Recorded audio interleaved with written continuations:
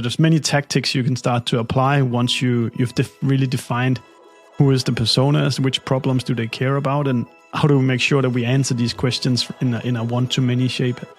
B2B has the potential to be electrifying, but the industry is paralysed by a culture of conservatism, scared stiff in a straitjacket of rational ideas. It's time for change. It's time to make B2B marketing visceral. Join us as we uncover and explore the truth with leading B2B marketers. This is B2B Marketing, the Provocative Truth. Hello and welcome to B2B Marketing, the Provocative Truth. I'm Benedict, and today I'm joined by CMO of Dream Data, Steffen Hedebrandt. Steffen, a very, very warm welcome to the podcast. Thank you so much, Benedict. I've been looking forward to this, given the title of your podcast. Fantastic. And well, I mean, assuming by the title, we're talking about the provocative truth, which is always what we try to commit ourselves to and what we will get to shortly. Because today we're going to be speaking about a topic which I think is getting increasing amounts of attention, but I think rightly so. Progress has been made, I think, when we sort of talk about how B2B marketers are understanding who their audience are. So they're doing some sort of audience profiling work. I think there is probably separately sort of progress has been made around understanding some of the different dimensions of the purchase decision, certainly within sort of a sales context. But my observation, and what was going to be sort of the fundamentals of my provocative truth, is that many sort of marketers don't have that sort of full understanding of the purchase decision and the audience that they're really trying to reach. But even more importantly, they haven't quite worked out how do you piece those two together to actually form the buyer journey. Is that something you would agree with? Yeah, absolutely. And I think I would even be bold enough to express it even more critical. I think a large part of B2B marketers, they don't know what's going on because you can say the tools that most people use is not actually wired to understand B2B outcomes. I'm thinking about Google Analytics. I'm thinking about the ad platforms where you typically buy your ads. I'm thinking about the CRM system and those kind of places where people normally go for the truth. They're actually not really good at describing a B2B customer journey with all its complexity of, 6 to 12 months from the initial touch to the deal being won, or the fact that B2Bs are buying as teams and not individuals. What I mean by that is, if 5 people is involved in the deal, it doesn't make sense that Google Analytics will tell you the actions of one browser when that person that owns that one browser might also have a computer or a laptop or a phone, and there's maybe 4 people involved that has 4 different devices, and it's not able to kind of unify the journey that's really going on. So I think the provocative truth is that most B2B marketers do not have the data to understand their customer journeys today. Painful yet true. Well, I think I'm going to have to take it as a first time, but I take it as a bit of a constructive criticism that I was too generous with the provocative truth. So, I felt the pain next myself. time, I will be far more critical.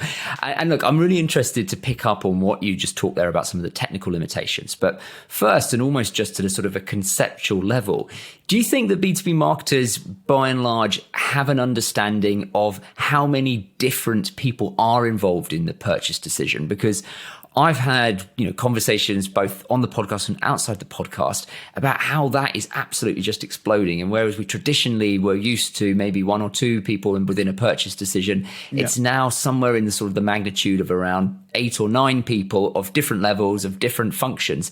How do B2B marketers understand that is now the reality they're grappling with? Of course, there's don't want to cut all on the same, under one roof. But I think particularly just right now at the time where we're in, where the world is becoming a bit more conservative on the money part. Maybe there's recession lurking. We can definitely feel that at Dream Data, that deals take longer time what they used to. More people is asking questions about what's actually going on. I think what's happening as well is that in this time is that you used to just, for us, it would be, we need to have control of the marketing leader and perhaps there's an ops person. But now there's a lot of stakeholders that actually play a part, which we don't even see. Perhaps the CFO is out there asking critical questions. Perhaps there's a procurement department. Perhaps the sales manager is now having an opinion about marketing tools, etc. And if you're not aware about these things, it can be hard to be successful with selling. And I think it's important to say when we do marketing, the most important thing that we do is that we help the company sell to create more revenue. So if this is the fact that these people are now starting to influence the buyer's journey in these times where everybody have to be careful about their money, we also need to think about what are the marketing actions we can take to help our champions who have expressed an interest actually selling that product that you have like conceptually sold to the first person you speak with. They still need to go throughout their organization and sell the product as well. So it strikes me that almost the first step that marketers need to go through is actually to map out what does that purchase decision look like? Who are all of these disparate people that might be involved in that? But in practical terms, how would you recommend that marketers go about that exercise? There's many ways, of course, but like a simple way would be just to, pull out all the deals you won in the last quarter or the last year, whatever you need to get enough volume. And look inside the CRM system and see, okay, how many contacts do we know on these deals? Mm-hmm. You could probably pretty easy export that into a spreadsheet and then add the titles to all these people.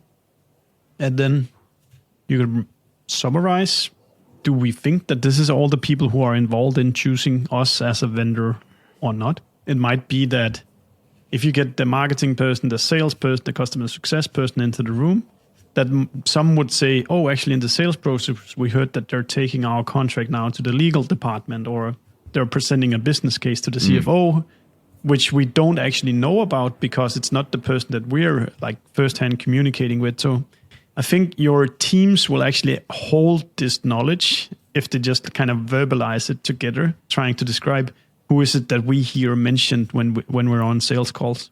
What you're describing there is a simple process, but I would hazard a guess that very, very few businesses that actually create the time to go through and sit down and work out who is involved, because you say the information is there. Yeah. Now, you spoke there about customer success team, you spoke there about the sales team, you spoke there about the marketing team. From your perspective, who should be responsible for owning the full sort of buyer journey and designing what that should look like? Good question. So the way we do it at Dream Data is that we perceive us all being part of the revenue team, meaning the people in sales, the people in marketing, the team in customer success. If we're not producing enough revenue, it's the problem of everyone. So that means that I, for example, as the marketing leader, sits in on all weekly sales meetings. So I listen to what does the salespeople talk about. We, pay closely attention to who are the CS team speaking with. If there's any bad fit deals that get signed, we will tell the salespeople, hey, you probably oversold here, or you shouldn't have sold here, or... I think the fundamental exercise you need to do is to decide upon who is your ideal customer profile for your company, meaning that who are we most likely to win when we're in sales conversations with, who can we get the most money out of, but also who's most likely to become happy customers. Particularly when you're in a subscription business that we're in, then you don't want somebody who's not going to renew their contract because your investors are going to be tearing their hair out if the churn rate is too high. So I think that the first step is really aligning the company towards who is it really that we strategically are trying to sell to? Who do we exist for to help? Then I think there's different models. Some has kind of a CCO or CRO that kind of is responsible from the first touch until the deal is signed and renewed. At our company, we have a revenue team where we basically the leaders of each team is kind of have a committee that kind of owns the buying cycle, where I in my marketing is responsible for like the initial contact, and the sales team is responsible for winning those contacts over to deals. And going through that exercise of identifying who your ideal customer client is, obviously it's very, very important, but especially with the sort of economic conditions we've got at the moment, where there's such a focus on just, well, we've got to get revenue. From your either experience directly or, speaking to peers within the wider industry, is that a real struggle at the moment for whether it's a marketing team, whether it's the sort of wider revenue team, creating that time and space to say, this is our ideal customer and we're going to be really disciplined about only going for that profile of individual?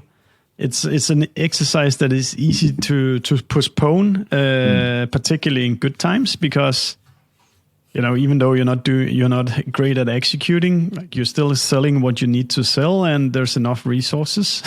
But once there's not enough resources, you really need to decide upon if the product team can only build 1, 2, 3 features. You better make sure that those features are for those ideal customers that you have defined, which are the ones that marketing tries to attract, which are the ones that the sales team is trying to sell to as well.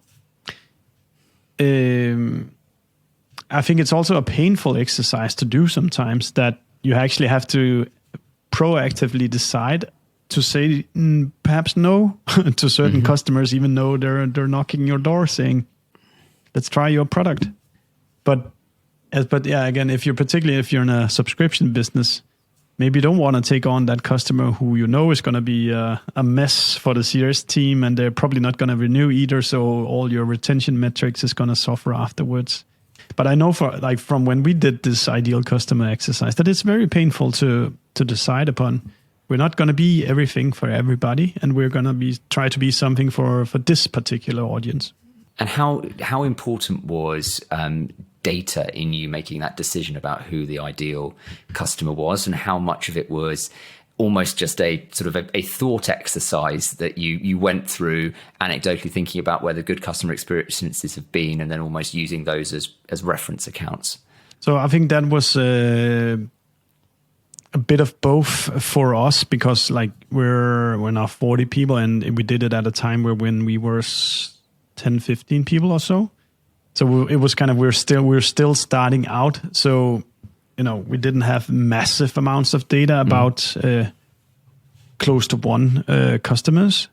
The data that we did have available would be things as, you can look up how many customers does Salesforce have, how many customers does HubSpot have, etc. And then we tried to do some math upon okay, if we focused on the customers of these 3 or 4 big CRM systems, is it a market big enough for us to sell a lot, to be an attractive company for investors, etc.? So there was definitely some math we could do about market size with publicly available data.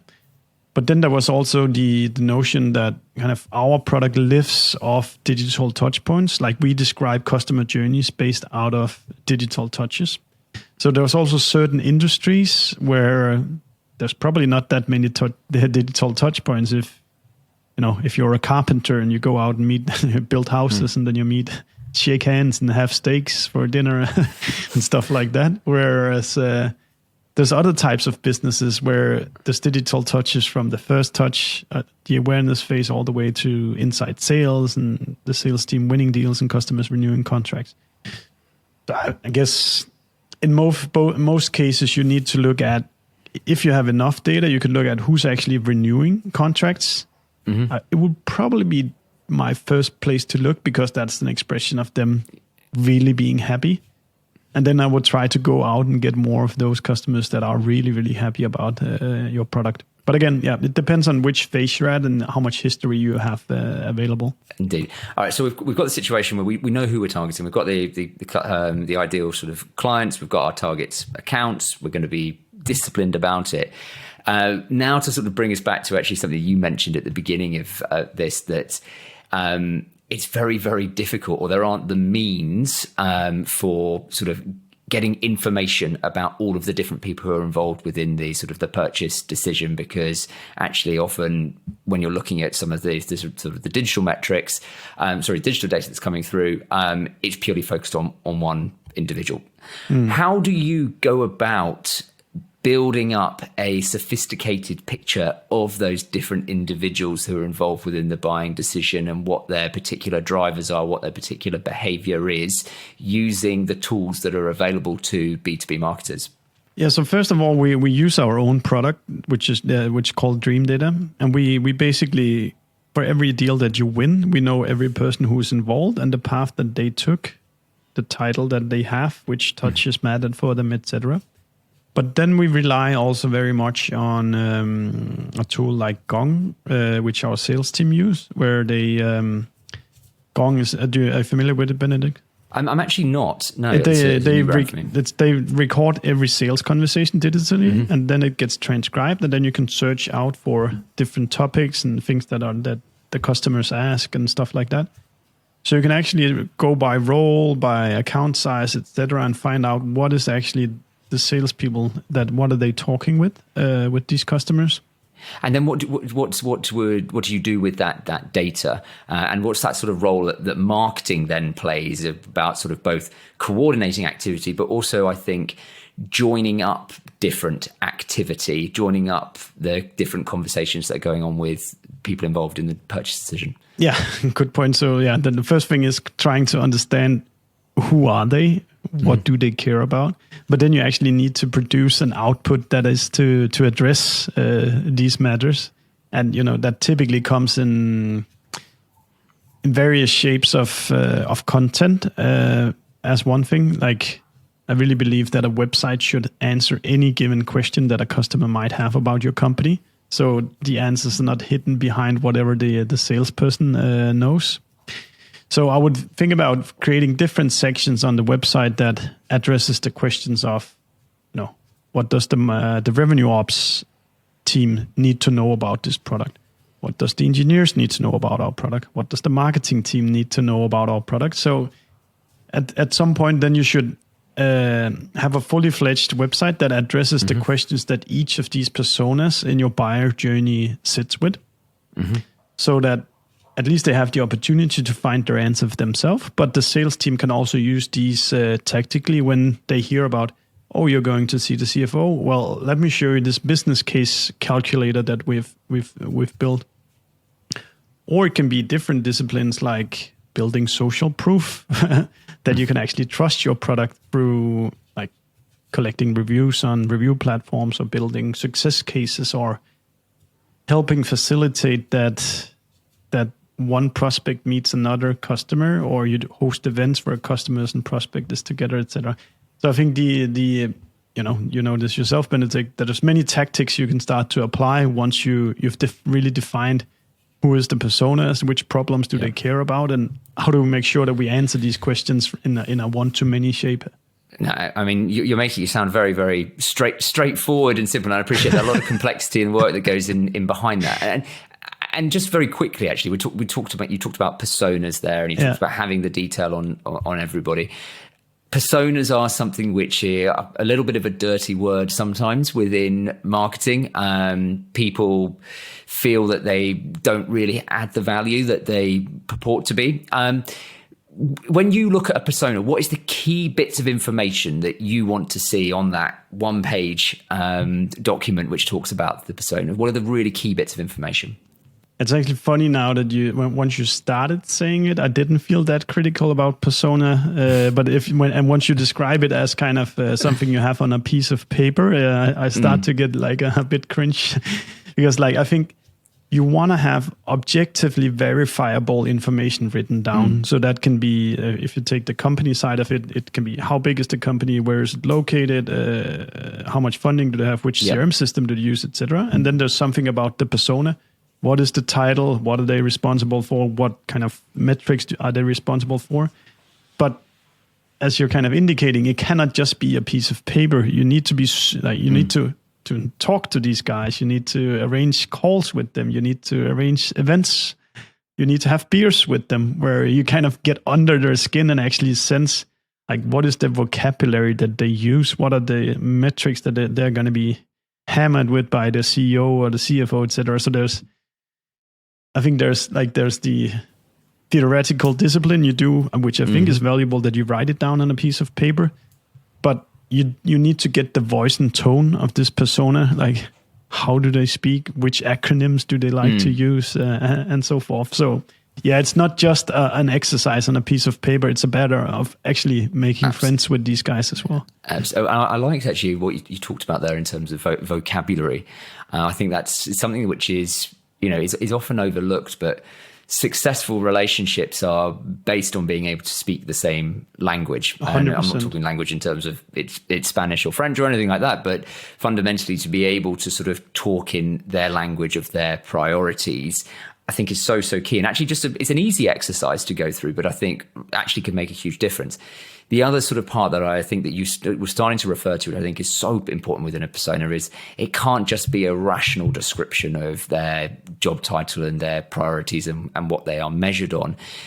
You've got to try to sort of build a little bit of a picture about what their emotional drivers are. How are they typically responding to the stresses or excitements within their role? Because when it comes to marketing and putting together decent, compelling marketing messages, you've got to understand about how to get them in the head, but also to absolutely get them sort of in the guts as well, so to speak. So I think a persona has got to be, as you say, more than a document, but also really has to have that nuance of both the firmographic information, but also very, very much them as a person potentially as well. And maybe I add to that also like timing or timely messaging as well, because what we were saying before Putin invaded Russia, where, it's blue skies and just go out and spend whatever you'd like. Yeah. It's a very different world now that marketers are living in. Like people are getting fired left and right, budgets are being cut, etc. So we cannot just talk about you need to go spend more money on all sorts of stuff. Now it's about efficiency, about making the most of your money, etc. So you need to follow the talk of the town and like make slight adjustments to what's topical in this day and time. And not keep it stale for a long while. Absolutely. I think, again, that sort of ties back to sort of this idea of understanding their emotional state as well, because we talk there about sort of people getting fired, that increased sort of scrutiny. So understanding, or at least trying to sort of think about, well, how does that manifest for the individual? Is that creating a sense of anxiety? Is that creating a sense of going into themselves and ultra conservatism? But trying to understand what that sort of driver is, it makes you much more effective, whether you're looking at marketing communications or looking at sales communications or whatever it might be. I really agree. Well, look, we sort of finished that part there talking about how we need to sort of connect with people on an emotional level as well as a rational level, which is a nice segue to the final question that I'd like to ask you, which is we never let anyone leave without answering this question.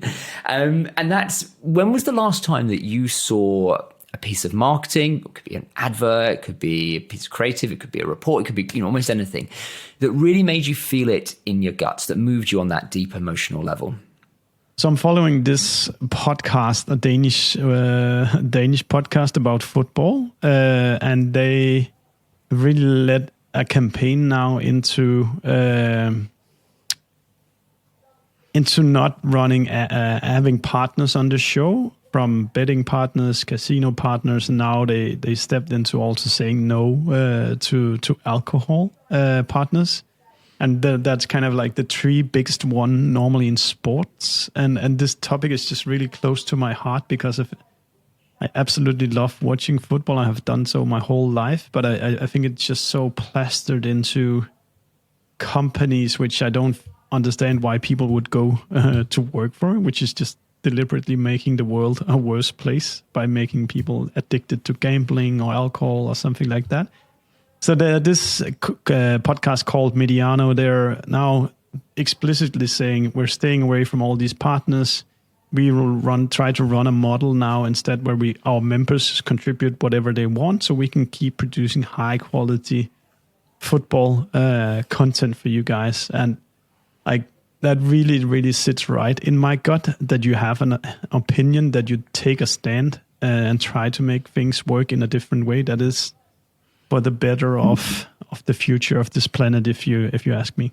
Yeah, and that's incredibly powerful in terms of communicating what your brand stands for. And I know that the whole sort of topic of betting company involvement, alcohol involvement in sports is under continued scrutiny. And I think just in the past week, the Premier League in England said they're going to move away from having primary shirt sponsors as betting companies. So I think a really nice example of how taking a sort of a defiant stand can be very powerful in terms of communicating your brand value and also getting people to talk about you as well. So Steffen, I mean, thanks very much for sharing that example, and also thanks very much for the sort of the wider conversation. I think it's so key, especially now so more than ever, that we do get a proper understanding of the purchase decision, proper understanding of who's involved within that buyer journey, and to be making the right sort of decisions as a result of that. I think the big things that sort of like stood out to me is, firstly, it's about getting an understanding that there's multiple people within it. It's that being disciplined about who your ideal target customer is, and then making that more manageable in terms of thinking about the different people who would be involved. And then also I really liked the little sort of tactic that you talked about, which is to invest time in understanding the sort of the vernacular and the vocabulary that is used by prospects within a persona. So Steffen, I think a really, really informative conversation. Thank you very much. And thank you very much for joining me on the podcast. Thank you, Benedict. B2B Marketing, The Provocative Truth is brought to you by Allen Agency. To find out more, head to allen-agency.com. You can stream B2B Marketing, The Provocative Truth on Apple Podcasts, Spotify, or anywhere else great podcasts are found. And don't forget to click subscribe to ensure you don't miss out on any future episodes. On behalf of the team here at Allen, thanks for listening.